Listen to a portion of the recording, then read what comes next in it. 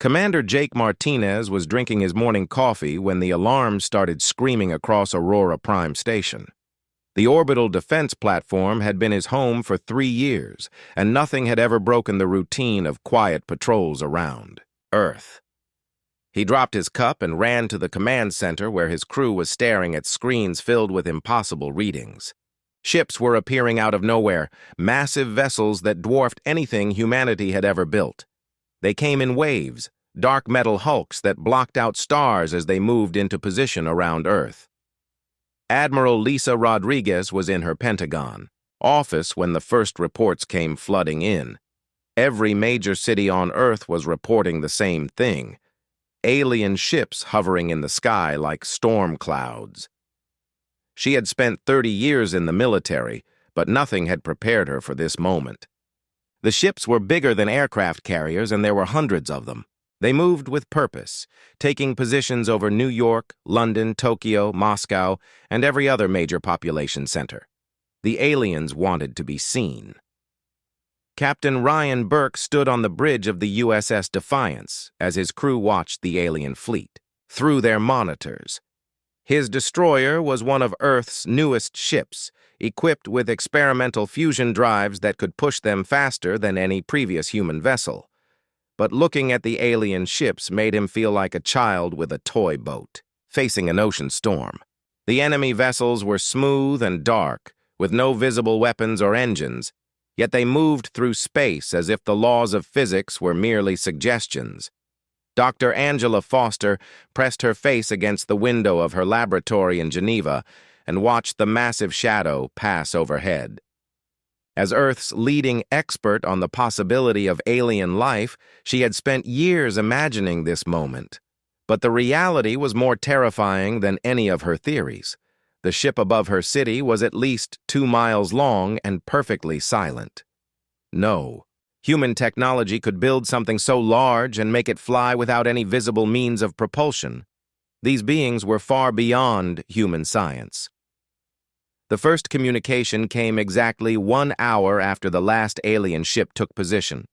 Every screen on Earth, every radio, every communication device suddenly displayed the same message. The transmission was in perfect English, Russian, Chinese, Spanish, Arabic, and dozens of other human languages. The voice was cold and mechanical, speaking words that would change everything. People of Earth, you are now under the authority of the Hegemony Collective. We are the Vorthak. We have conquered 47 worlds across this galaxy. Your world is now the 48th. You have 72 hours to surrender all military forces and prepare for integration into our empire. Resistance is futile. Your technology is primitive. Your weapons cannot harm our ships. Surrender now and your people will be spared. Refuse and your cities will burn. The transmission repeated in every language known to humanity. Then came the proof of their power. Images filled every screen showing dead worlds, planets turned to glass by alien weapons. Cities that once held millions of beings were now empty, craters. The message was clear. This had happened before, and it would happen again. President Marcus Thompson called an emergency meeting in the deep bunkers beneath Washington. Military leaders from around the world joined through secure connections. As they tried to understand what they were facing, the alien ships showed no movement, no aggression beyond their presence. They were waiting, confident that humanity would do what every other species had done: surrender. Colonel Diana Hayes began organizing evacuations in major cities while secretly sending coded messages to resistance groups worldwide. She had studied military history and knew that every successful invasion relied on speed and shock. The aliens were giving humanity time to think, time to prepare. Maybe they had made their first mistake. Lieutenant Commander Noah Pierce took his scout ship on the first reconnaissance mission, flying close enough to the alien vessels to scan them with every sensor humanity possessed. What he found was both encouraging and terrifying. The ships were powerful beyond anything humans could build, but they were designed for intimidation rather than war. Their weapons were precise, meant to destroy specific targets rather than cause massive destruction. The aliens wanted Earth intact. Dr. Benjamin Clark worked frantically in his quantum physics laboratory, analyzing the alien ship's energy signatures. Human technology was different from what he was seeing. Where the aliens had perfect, controlled energy systems, humans had learned to push their technology beyond safe limits. Human weapons were crude, but they were built by a species that had learned to fight against impossible odds. General Patricia Wells studied intelligence reports from around the world and noticed something important. Every species the aliens had conquered had surrendered within days of their arrival. None had fought back with organized resistance. The aliens had never faced a species that refused to accept defeat. As the first day ended, the massive alien ships remained motionless above Earth's cities. Inside those ships, the Vorthak commanders were confident that humanity would follow. The same pattern as every other species. They had seen fear in human communications, panic in human streets. Soon there would be surrender, and another world would join their empire. But they had never encountered humans before. The countdown began at exactly midnight Greenwich time. Every communication device on Earth displayed the same timer, 71 hours, 59 minutes, 58 seconds until the deadline. President Marcus Thompson stood in the secure bunker beneath the White House, surrounded by military advisors and world leaders connected through encrypted channels. The weight of every human life rested on the decisions made in this room. Thompson stepped before the cameras that would broadcast his message to every corner of Earth. His voice was steady as he spoke words that would define humanity's future. My fellow humans, we face an enemy that believes we will bow to their threats. They have shown us images of dead worlds and expect us to surrender in fear. They are wrong. We are not the first species they have threatened, but we will be the first to tell them no. Humanity does not kneel to anyone. Admiral Lisa Rodriguez coordinated the global response from her command center. Military bases across 6 continents reported the same thing. Their forces were ready to fight. The alien ships had not moved since taking position, but human forces were preparing for war. Every submarine dove deep. Every fighter jet was fueled and armed. Every soldier checked their weapons. The aliens wanted 72 hours, but humanity was using that time to prepare. Dr. Angela Foster made a discovery that changed everything. The alien transmissions contained more than just threats. Hidden in the data streams were tactical reports, communications between alien commanders discussing their previous conquests. Every species they had faced followed the same pattern: panic, chaos, and surrender within days. The aliens had never fought a real war. They had only conquered those who gave up without fighting. Captain Ryan Burke gathered his crew aboard the USS Defiance as orders came through from Fleet Command. Every human ship was to remain hidden until the deadline passed. The aliens expected humanity to show their military forces, to demonstrate their weakness before surrendering. Instead, the human fleet would stay silent and strike when the enemy least expected it. Colonel Diana Hayes moved through the underground tunnels beneath major cities, checking on civilian shelters and resistance preparations. The aliens had demanded that humanity surrender their military forces, but they had said nothing about civilian resistance. Every city had become a fortress, every citizen a potential fighter. The aliens would learn that conquering Earth meant fighting every human on the planet. The Vorthak commanders were puzzled by humanity's response. Other species had either surrendered immediately or collapsed into chaos. Humans were doing neither. Their military forces had disappeared from sensors, their leaders were making defiant speeches, and their civilians were organizing rather than panicking. This was not following the established pattern. Lieutenant Commander Noah Pierce led reconnaissance. Flights around the alien fleet, testing their responses and gathering intelligence.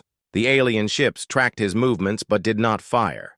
They were waiting for the deadline, confident in their superiority. Pierce noticed something important. The aliens positioned their ships for intimidation, not for battle. They were not prepared for actual combat. Dr. Benjamin Clark worked with scientists worldwide to analyze the alien technology. The energy shields protecting their ships operated on frequencies that human sensors could detect. More importantly, human weapons operated on principles the aliens had never encountered. Every other species had used similar technology to their own. Human weapons were unpredictable, chaotic, and designed by a species that had spent centuries perfecting the art of war. General Patricia Wells received reports from resistance groups across the globe. The aliens had made a crucial mistake. They had given humanity time to prepare. Every hour of the countdown was being used to coordinate defenses, hide weapons, and plan attacks.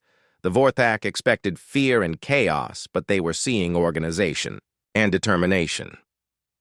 As the second day began, alien probes descended from the ships to scan major cities. They were looking for military installations, government buildings, and strategic targets. What they found confused their computers. Humans had turned every building into a potential fortress, every street into a defensive position. The distinction between civilian and military targets had disappeared. Commander Sarah Blake led fighter squadrons in high-altitude training missions, staying just below the range where alien sensors could track them effectively.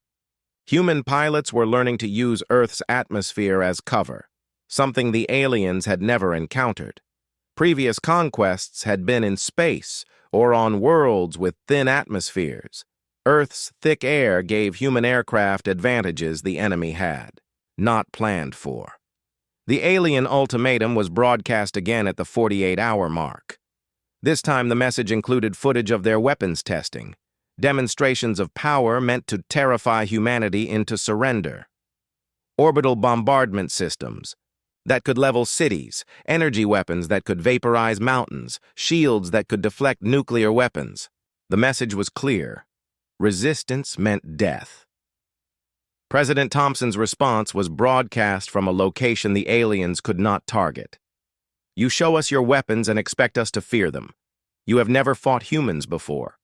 We do not fight because we think we can win. We fight because we refuse to lose.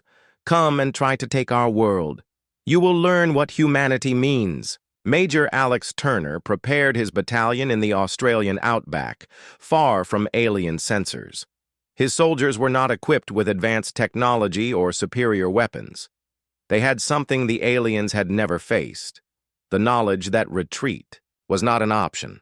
Every human fighter knew that surrender meant slavery, that defeat meant the end of their species. Dr. Angela Foster made another breakthrough in her analysis of alien communications. The Vorthak had never lost a ship in combat. Their strategy relied on psychological warfare rather than actual fighting. They destroyed unmanned targets to demonstrate power, then waited for surrender. They had never faced an enemy that fought back effectively.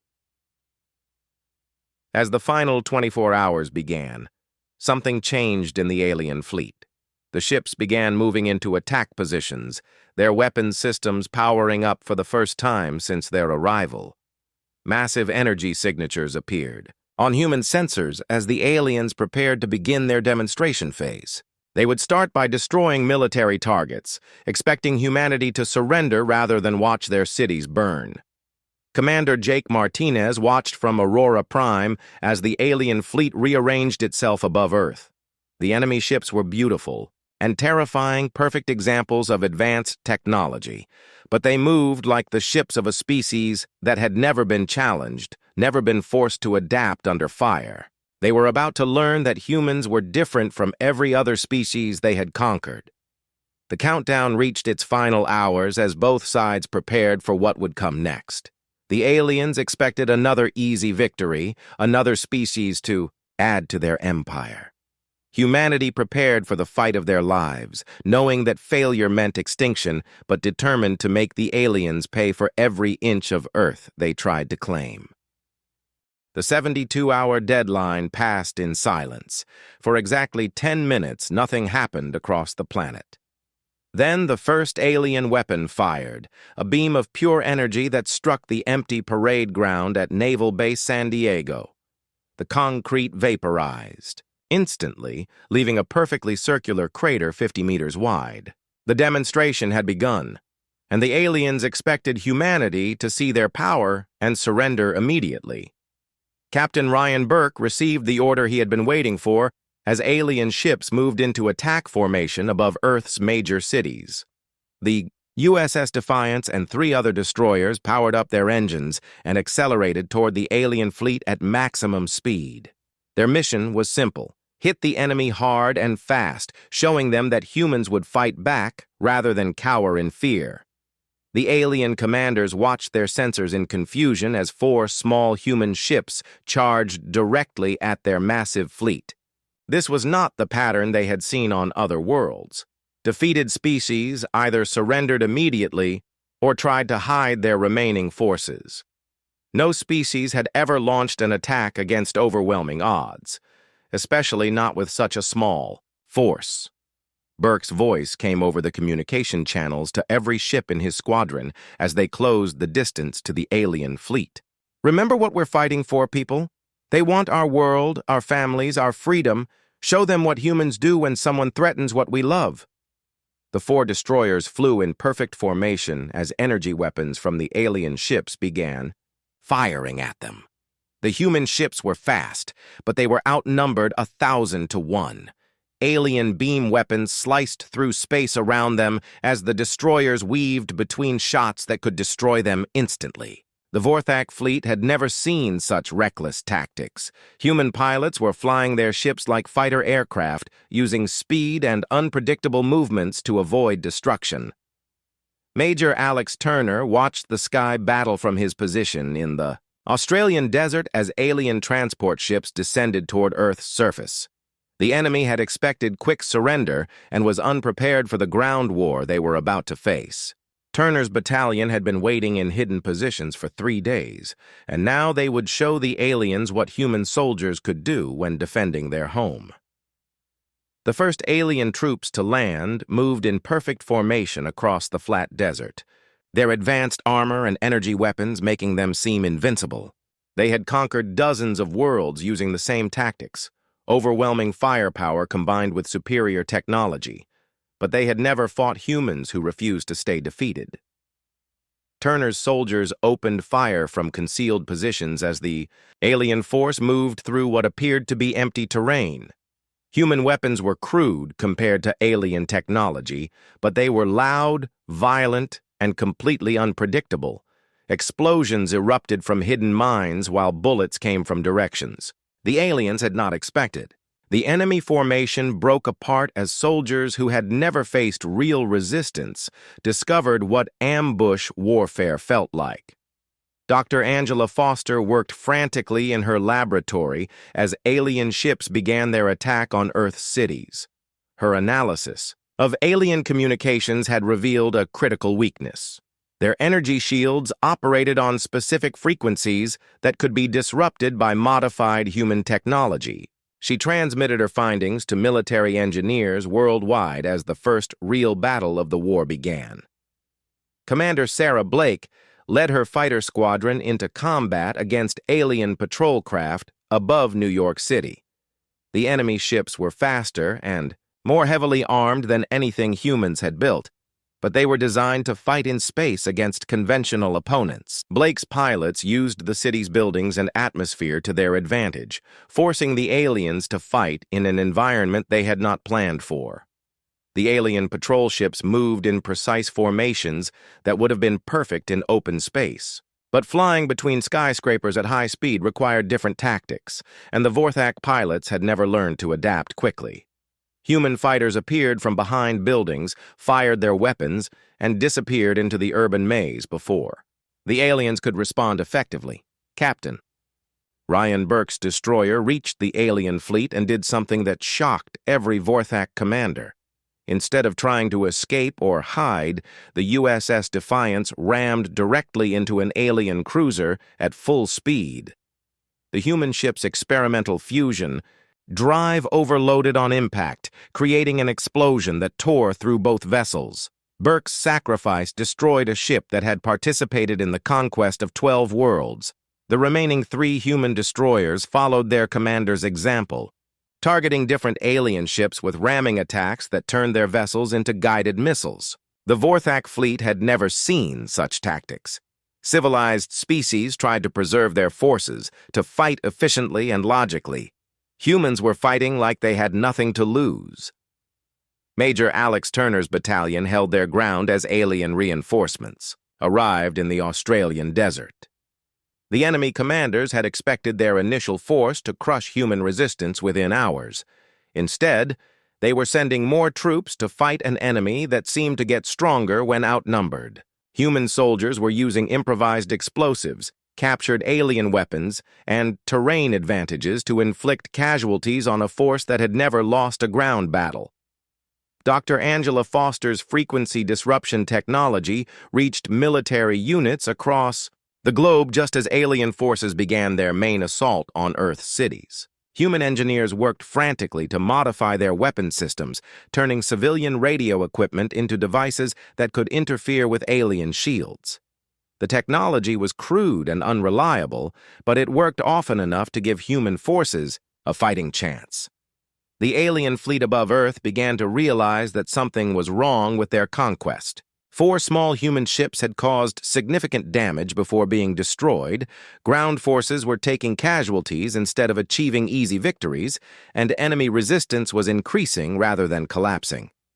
This was not how conquests were supposed to work.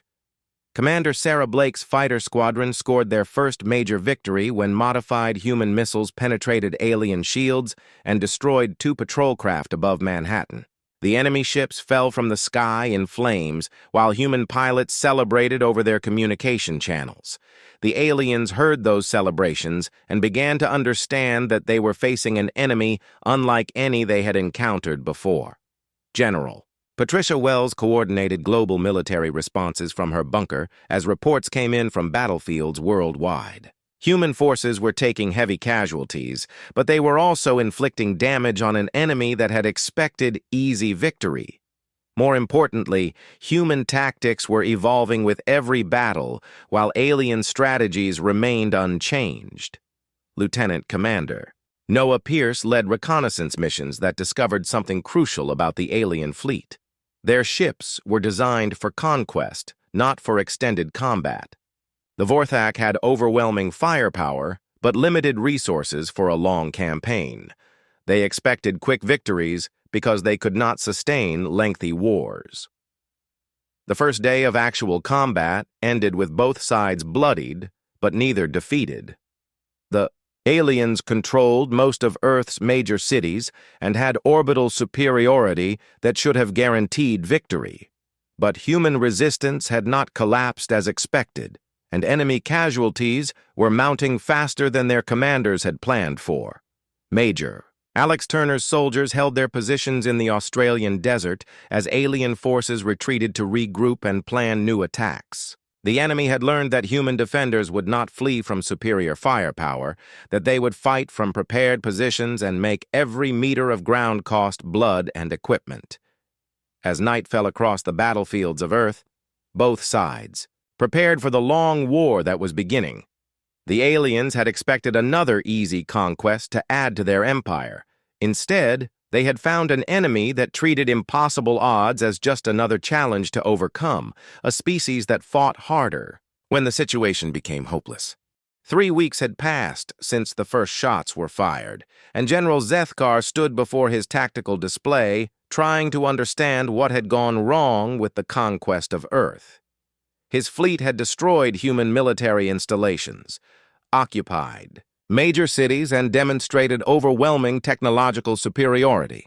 According to every military doctrine the hegemony had developed over centuries of successful conquests, the humans should have surrendered by now.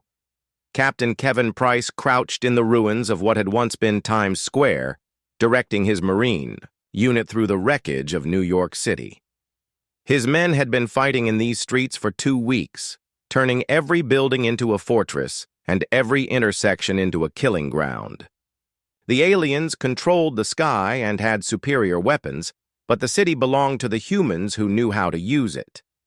The Vorthak ground forces moved through human cities like they had conquered dozens of other worlds, expecting organized resistance to collapse once their initial attacks succeeded. Instead, they found that destroying human military units only made the remaining fighters more dangerous. Human soldiers fought differently when their backs were against the wall, using tactics that seemed insane to alien commanders who valued efficiency above all else. Admiral Lisa Rodriguez coordinated Operation Stubborn Mule from her mobile command center, a strategy designed around a simple principle: make every victory cost the aliens more than they could afford to lose. Human forces could not match alien technology, but they could make the conquest of Earth so expensive that the Vorthak would question whether the planet was worth the price.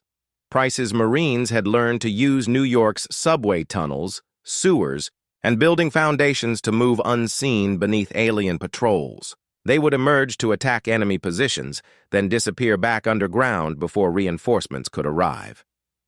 The aliens found themselves controlling empty streets, while humans owned everything below ground level. Engineer Maria Santos led teams across the globe that had begun salvaging alien technology from crash sites and destroyed vehicles. But instead of trying to copy alien designs, human engineers were finding ways to weaponize the technology in ways its creators had never intended. Human creativity and destruction was becoming a force the aliens had not planned for. The Vorthak had conquered 47 worlds using the same basic strategy: demonstrate superior power, destroy organized resistance, then wait for inevitable surrender. Their technology was designed for quick, decisive victories against opponents who fought according to logical military principles. They had never faced an enemy that treated military logic as optional. Lieutenant Daniel Foster commanded submarine operations that had begun targeting alien underwater installations along Earth's coastlines. The aliens had established bases beneath the oceans, expecting the depths to provide security from human attacks. They had not considered that humans had been fighting underwater for centuries and knew how to turn the ocean itself into a weapon. Dr. Henry Kim worked with international teams to develop the Prometheus Protocol, a method for converting human nuclear weapons into directed energy bursts that could penetrate alien armor. The technology was dangerous and unreliable, but it gave human forces weapons that could actually damage alien equipment rather than simply annoying it. General Zeth Carr reviewed casualty reports that made no sense according to standard military analysis. His forces had superior numbers, better technology, and complete orbital control, yet they were losing troops at rates that threatened the entire conquest timeline. Worse, human resistance was growing stronger rather than weaker as the war continued. Captain Kevin Price's unit had adopted tactics that would have been considered suicidal by any conventional military force. They attacked alien positions with weapons that barely worked, held ground that could not be defended, and fought battles they could not win. But they kept fighting, and somehow their impossible determination was working. The aliens had expected human cities to become manageable once their governments and military forces were destroyed. Instead, they found that every human civilian was a potential combatant. Every building was a potential fortress, and every street corner could hide an ambush. Conquering Earth required fighting every individual human rather than defeating organized armies. Maria Santos's engineering teams had created weapons that violated basic principles of safe technology design. Human nuclear devices were being modified to produce electromagnetic pulses that could disable alien equipment, while captured alien energy weapons were being rebuilt to explode rather than fire precisely. The humans were treating advanced technology like raw materials for building bigger explosives. Lieutenant Daniel Foster's submarines had learned to use ocean trenches and underwater mountains to hide from alien sensors while launching attacks on enemy installations. The aliens had powerful ships and advanced weapons, but they had never developed tactics for fighting an enemy that could appear from the crushing depths of Earth's oceans. Dr. Henry Kim's Prometheus Protocol weapons were deployed for the first time during the fourth week of fighting, turning the defense of London into a demonstration of human innovation. The directed energy bursts tore through alien armor that had been designed to withstand conventional weapons, proving that human scientists could find ways to make their crude technology effective against superior alien defenses. General Zethkar received a report that changed his understanding of the war he was fighting. Human forces had begun attacking Vorthak installations on other worlds, using captured alien ships to carry the fight beyond Earth. No conquered species had ever launched counterattacks against hegemony territory. The humans were not just defending their world. They were going on the offensive. The alien commander realized that his forces were facing something unprecedented in hegemony history, an enemy that became more dangerous when defeated, more determined when outnumbered, and more creative when desperate. Every tactical victory over human forces created new human tactics that were harder to counter. Captain Kevin Price led his Marines in a night attack against an alien command post in Central Park, using homemade explosives and captured alien weapons to destroy equipment worth more than most planets' entire military budgets. His men sang old war songs as they fought, their voices carrying across the ruins and confusing alien troops who could not understand why defeated enemies sounded so confident. The Vorthak had conquered worlds filled with logical species that fought efficiently and surrendered when continued resistance became pointless. Humans fought illogically, wasted resources on hopeless attacks, and seemed to get stronger when they should have been weakening. They were tactically impossible. Engineer Maria Santos's teams had begun mass-producing weapons that combined human, nuclear technology with captured alien components, creating devices that were as dangerous to their users as to their targets. Human forces were willing to use weapons that might kill them because destroying alien equipment was worth any risk. As the fourth week of fighting ended, General Zethkar faced a situation no Vorthak commander had ever encountered: a conquest. That was failing despite overwhelming military superiority. The humans were not following any known pattern of behavior, and their resistance was costing the hegemony resources it could not afford to lose. Lieutenant Daniel Foster's submarine force had begun coordinating with human space assets to attack alien ships from below while orbital defenses struck from above. The aliens found themselves fighting a three-dimensional war against an enemy that used every possible advantage, no matter how dangerous or unconventional. The war for Earth had become something neither side had expected, a test of whether alien military efficiency could overcome human determination, whether superior technology could defeat the stubborn refusal of an entire species to accept defeat. 2 months after the invasion began, something unprecedented happened in the history of the Vorthak hegemony. They began taking casualties at rates their military doctrine could not explain or accept. General Zethkar stared at reports that showed his forces losing ground to an enemy that should have been defeated weeks ago.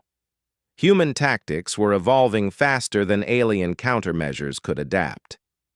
Colonel James Murphy directed the defense of London from the ancient tunnel systems beneath. The city, networks that had been built over centuries for transport, utilities, and wartime shelter. His forces controlled a hidden world beneath the streets, while alien troops patrolled above, never knowing that hundreds of human fighters moved through passages older than their entire conquest strategy. The Vorthak ground commanders had secured surface control of most human cities, but they were discovering that Earth's urban areas extended far below ground level. Every major city had subway systems, utility tunnels, storm drains, and abandoned passages that humans could use to appear anywhere at any time. The aliens found themselves occupying empty shells, while their enemies owned the foundations. Captain Lisa Chen emerged from the hidden shipyards in the asteroid belt with a fleet of vessels that represented everything humanity had learned about warfare in 2 months of desperate fighting. The ships were crude compared to alien technology, but they were built with human understanding of sacrifice. Every vessel was designed to inflict maximum damage even while dying. Murphy's forces had turned London into a maze where alien patrols could be attacked from any direction at any time. His soldiers emerged from manholes to destroy alien vehicles, then vanished back underground before enemy reinforcements could respond. The tunnels that had sheltered Londoners during ancient wars now served the same purpose against invaders from space. Admiral Frank Russell coordinated the first major human offensive operation, targeting the alien command ship that had remained in orbit above Earth since the invasion began. The attack would require sacrificing most of the human fleet, but Russell's ships were designed for exactly this kind of mission, trading human lives for critical strategic objectives. Dr. Rebecca Adams led research teams that had discovered the fundamental weakness in alien military thinking. The Vorthak could not comprehend fighting without hope of survival. Their entire strategic doctrine was based on logical risk assessment and efficient resource management. Human troops routinely accomplished missions that alien computers calculated as mathematically impossible. Colonel James Murphy's Underground. War had taught the aliens a crucial lesson about human cities. They were not just collections of buildings, but complex three-dimensional environments that humans understood better than any invader could. Every sewer, every basement, every forgotten tunnel was a potential route for attack or escape. The human fleet that attacked the alien command ship moved in formations that would have been considered suicidal by any rational military force. Captain Lisa Chen's ships accelerated directly at enemy positions, their crews singing traditional songs over open communication channels while alien weapons tore through their formations. But for every human ship destroyed, alien vessels took damage they could not quickly repair. Commander Tyler Brooks led Special Forces operations that had begun striking at alien installations throughout the solar system, using captured ships, to carry the fight to enemy bases on Mars, the Moon, and several asteroids. The Vorthak faced their worst strategic nightmare, an enemy that refused to stay confined to their home planet. Admiral Frank Russell's offensive succeeded not through superior technology or tactical brilliance, but through sheer human willingness to turn entire fleets into guided weapons. The alien command ship's shields could deflect energy weapons and projectiles, but they were not designed to stop kamikaze attacks by ships whose crews had already accepted death. Dr. Rebecca Adams's research had identified the psychological factor that made humans so dangerous. They fought as if defeat made them stronger rather than weaker. Every lost battle taught human forces new tactics, while alien strategies remained locked in patterns that had worked against 47 previous conquests, but were failing against the 48th. The destruction of their command ship forced the Vorthak fleet to reorganize their entire orbital strategy, pulling ships from other positions to maintain control over Earth's space. This gave human ground forces opportunities they had been waiting months to exploit, launching coordinated attacks against alien positions that were suddenly undermanned. Colonel James Murphy led his forces out of London's tunnels for the first time in weeks, emerging simultaneously from dozens of locations to attack alien positions across the city. The enemy troops found themselves surrounded by enemies who knew every street, every building, every hiding place in a city they had thought they controlled. Captain Lisa Chen's surviving ships had learned to use the debris from destroyed vessels as cover, hiding among the wreckage of both human and alien craft while planning new attacks. The space around Earth had become a graveyard that human forces used as camouflage, striking from positions the aliens could not monitor effectively. The Vorthak commanders realized they were facing a type of warfare they had never encountered, an enemy that treated their own casualties as resources rather than losses. Human forces fought harder when they were losing, adapted faster when their tactics failed, and seemed to draw strength from hopeless situations. Commander Tyler Brooks's operations had expanded beyond simple raids to full-scale attacks on alien supply lines throughout the solar system. Human forces were using captured alien technology to build hidden bases on asteroids and moons, creating a network of resistance that the Vorthak could not map or destroy completely. The alien fleet above Earth faced a strategic dilemma that had never appeared in their military planning: how to defeat an enemy that refused to accept defeat. Standard hegemony doctrine called for negotiated surrender once enemy resistance became unsustainable, but humans seemed to consider unsustainable resistance as their preferred fighting condition. Dr. Rebecca Adams's psychological analysis of human fighting behavior had become required reading for resistance leaders worldwide. Her research proved that humans fought most effectively when they had nothing left to lose, a condition that alien military doctrine tried to avoid creating because it was considered inefficient and wasteful. Admiral Frank Russell's fleet operations had evolved into something the aliens called tactical impossibility. Human ships that accomplished mission objectives despite taking casualties that should have prevented success. Human crews continued fighting even when their ships were dying, using final moments to inflict maximum damage on enemy forces. The defense of London became a symbol of human resistance, as Colonel James Murphy's forces proved that alien occupation meant controlling empty buildings while human fighters owned the city's hidden spaces. The tunnels beneath London had become a fortress that could never be conquered because its defenders knew every passage, every hiding place, every escape route.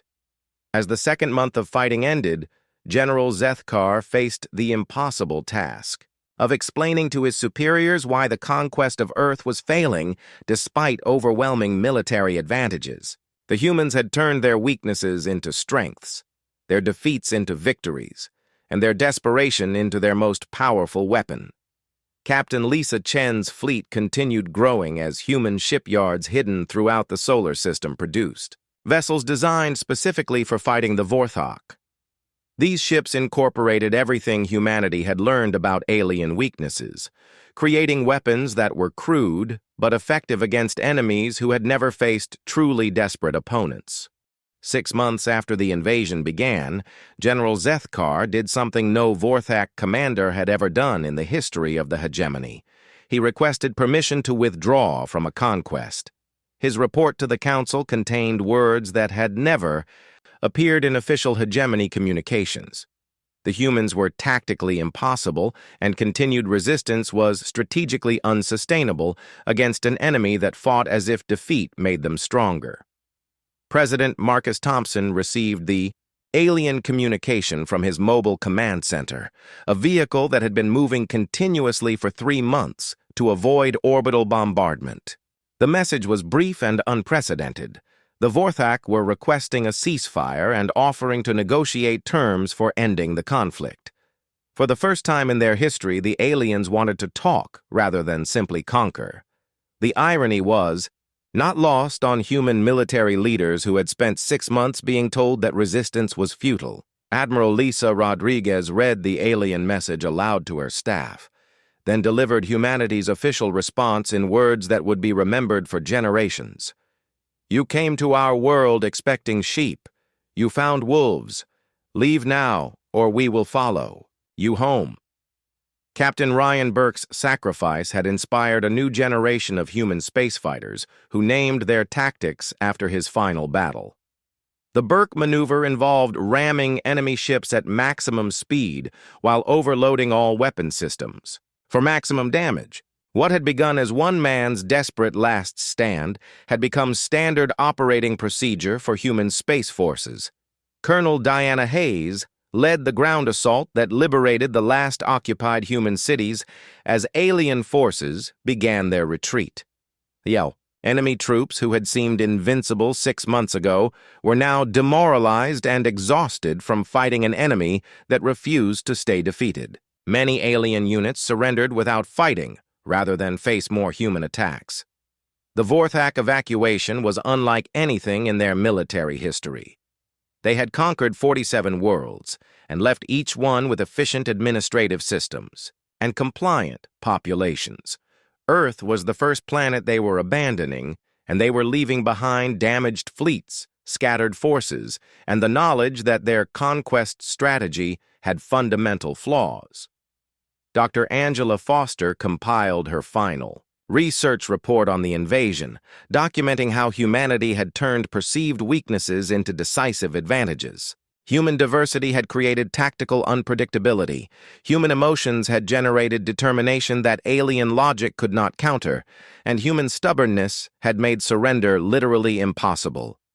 The alien retreat accelerated as human forces launched their final offensive operations. Captain Lisa Chen's fleet, now reinforced with ships built in hidden facilities throughout the solar system, attacked remaining Vorthak positions with tactics that combined human creativity with captured alien technology. The result was warfare that the enemy could not predict or counter effectively.